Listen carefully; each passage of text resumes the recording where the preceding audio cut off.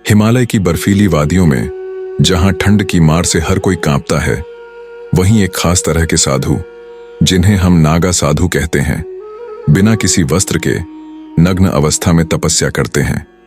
उनका यह रूप, उनकी कठिन साधना और इस बर्फीली ठंड में बिना किसी सुरक्षा के रहना लोगों के लिए एक बड़ा रहस्य है।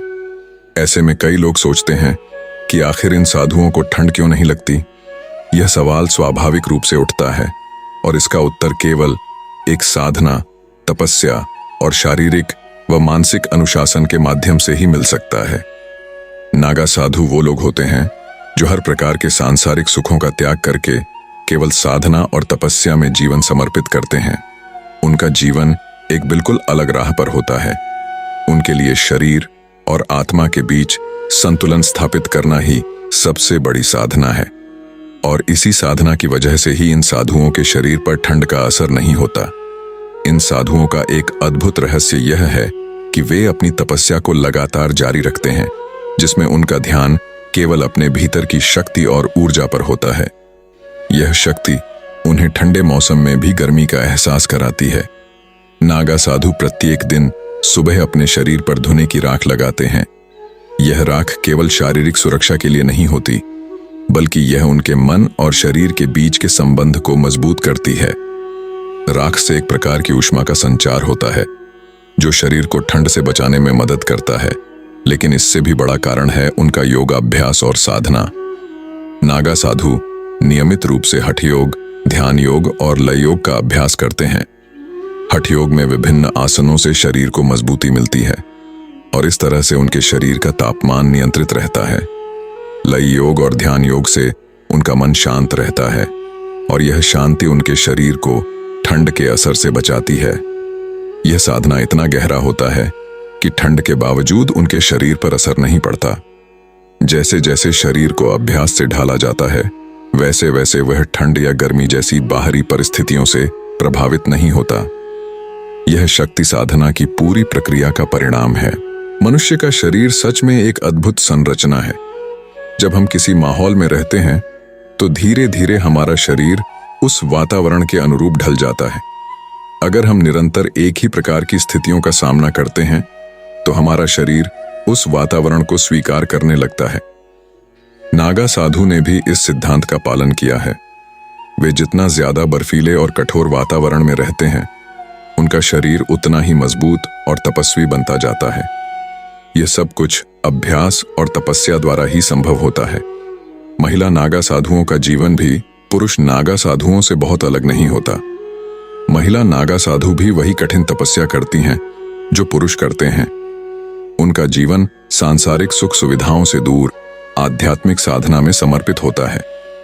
वे भी अपनी दिनचर्या में कठिन साधना करती हैं, जिसमें योग, ध्यान, वेदों का अध्ययन और न्यूनतम आहार शामिल होते हैं।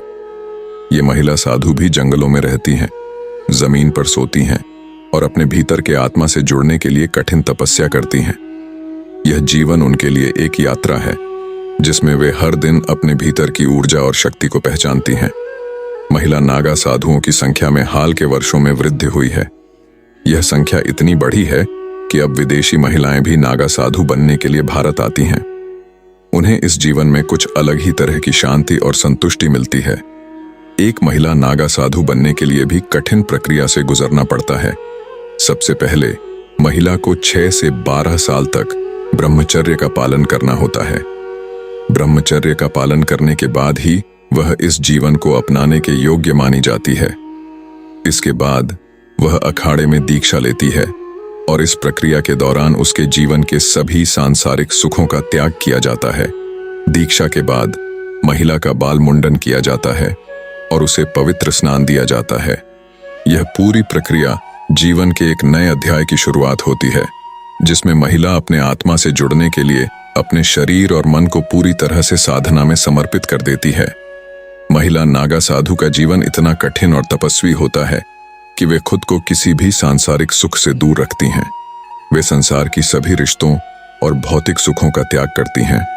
उनका जीवन केवल आत्म साक्षात्कार, योग और ध्यान में होता है। यही कारण है कि इन महिला साधुओं को भी उतना ही सम्मान मिलता है जितना कि पुरुष नागा साधु को मिलता है।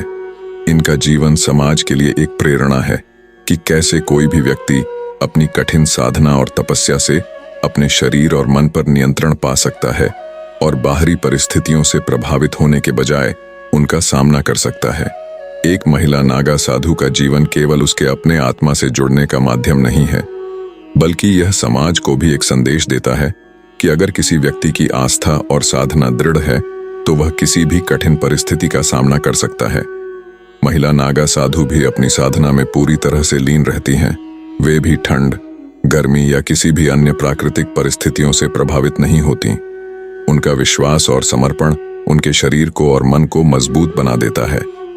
जब हम इस जीवन के बारे में सोचते हैं तो हमें यह एहसास होता है कि किसी भी जीवन में अगर सच्ची साधना और आत्मा का शोध हो तो कोई भी बाहरी परिस्थिति हमें प्रभावित नहीं कर सकती। नागा साधुओं का जीवन इस सिद्धांत को पूरी तरह से सत्य साबित करता है। इन साधुओं का जीवन एक आदर्श है जो हमें यह सिखाता है कि अगर हम अपनी आस्था और साधना के प्रति समर्पित हैं तो हम जीवन के हर पहलू में सच्ची शांति और संतुष्टि पा सकते हैं। आज के इस दौर में जब हर कोई बाहरी सुख सुविधाओं की तलाश करता है, तब नागा साधुओं का जीवन हमें यह सिखाता है कि असली सुख भीतर ही होता है। यह जीवन हमें यह समझाता है कि जब तक हम बाहरी चीजों के पीछे भागते रहेंगे, तब तक हम अपने भीतर की शक्ति और शांति को पहचान नहीं पाएंगे। इसलिए अगर हम नागा साधुओं के जीवन को एक उदाहरण के रूप में लें तो हमें यह समझ में आता है कि असली साधना और आत्मा की शांति पाने के लिए हमें सांसारिक सुखों और भौतिकताओं से दूर रहना होगा। नागा साधु का जीवन एक सत्य है, एक साक्षात्कार है, और यह हमें यह संदेश देता है कि अगर हम अपनी साधना में समर्पित रहें तो कोई भी ठंड या गर्मी हमें नहीं रोक सकती। इन साधुओं का जीवन एक अद्भुत यात्रा है जो हमें अपने भीतर की शक्ति और ऊर्जा को पहचानने का अवसर देता है, और यही जीवन का असली उद्देश्य है, अपने भीतर की शांति और संतुष्टि को महसूस करना